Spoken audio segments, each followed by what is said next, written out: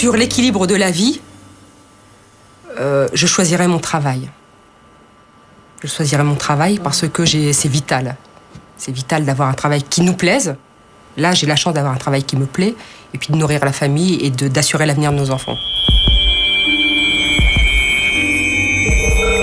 C'est vrai que quand on n'a pas de travail, vous avez le sentiment que vous ne faites rien, que vous êtes nul, que la vie n'a pas d'intérêt. Avec le travail, on est toujours en lien avec les autres. Donc, si le travail manque, si l'activité manque, il n'y a plus ce lien avec les autres. Alors, ça, c'est pas anecdotique, c'est fondamental. On est quand même des êtres sociaux et être en manque de lien avec les autres, c'est une formidable amputation. Ne pas avoir de travail, avoir un travail mal payé, ne pas être considéré au travail, souffrir au travail. Si le malheur est associé au travail, c'est parce que le bonheur est également associé au travail.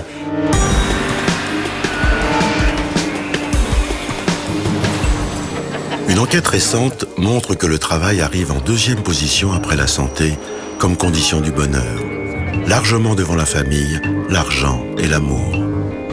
Cette attente des Français semble paradoxale quand on constate l'augmentation considérable de la souffrance au travail dans les 10 dernières années.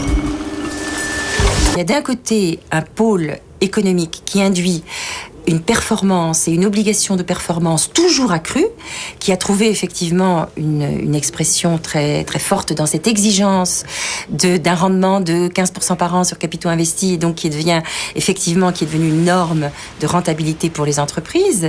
Donc on est dans un processus fou, dans lequel, effectivement, la dimension économique et financière des choses fait que passe à la trappe beaucoup la dimension humaine et sociale. Y compris au moment le plus intime.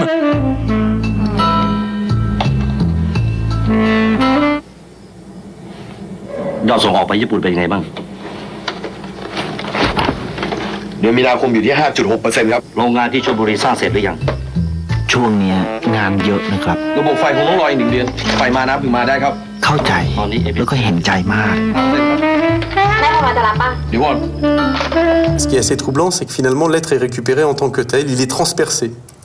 Et au lieu de quitter l'entreprise quand on sort de l'entreprise, eh ben on part avec les angoisses que l'on a dans la journée et on continue à turbiner entreprise, à penser entreprise, et même pendant les pauses café, on va discuter encore, grâce au journal interne de l'entreprise, des problèmes de l'entreprise. Ces valeurs envahissent notre cerveau. Il faut être toujours plus performant, toujours plus open, toujours plus créatif.